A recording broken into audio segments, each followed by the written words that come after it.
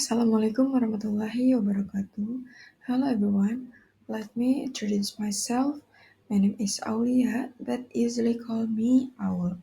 I'm a management student in class 25B at Technocrat University with study number 254-11096.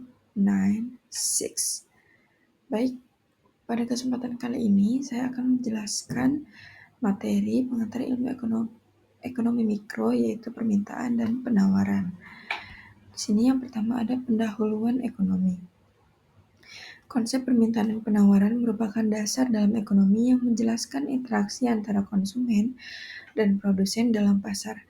Penting untuk memahami dinamika harga dan kuantitas barang. Definisi permintaan dan penawaran.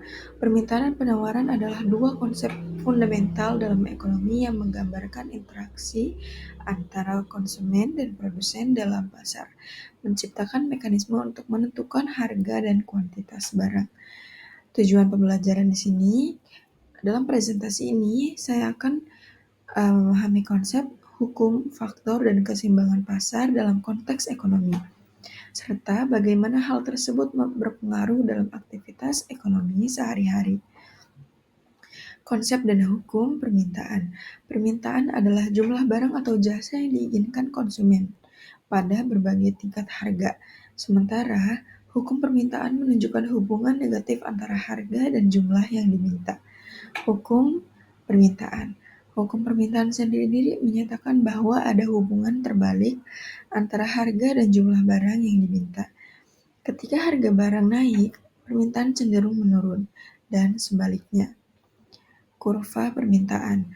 Kurva permintaan menggambarkan hubungan antara harga dan jumlah barang yang diminta. Grafik ini membantu kita memahami perubahan dalam permintaan ketika harga berubah.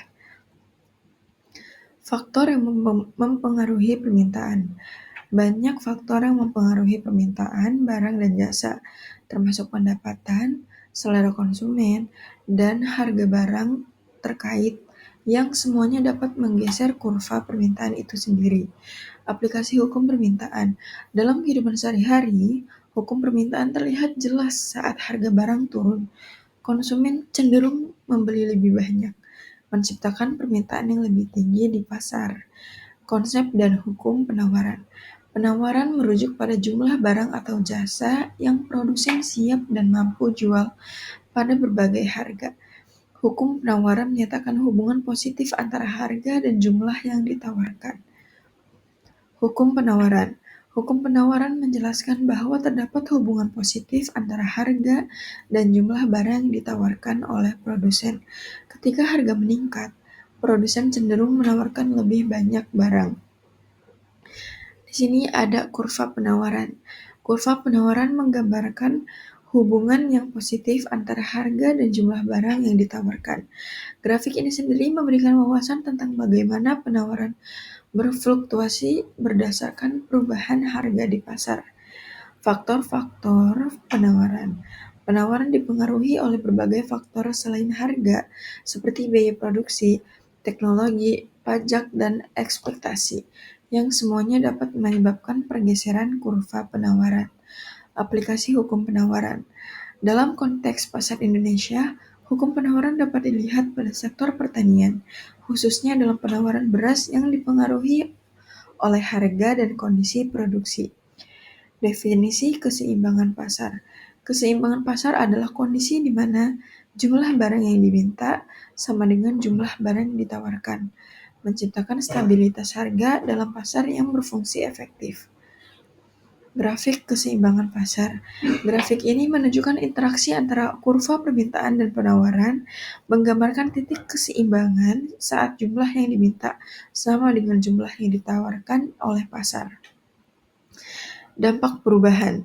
Perubahan dalam permintaan atau penawaran dapat mengubah keseimbangan pasar, memengaruhi harga dan jumlah barang yang tersedia, serta menciptakan surplus atau defisit dalam ekonomi.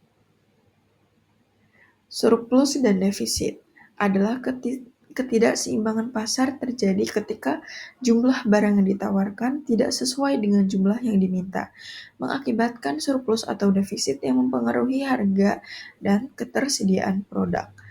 Faktor-faktor permintaan dan penawaran.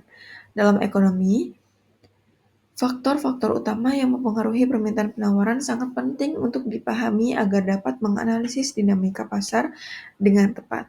Studi kasus pasar.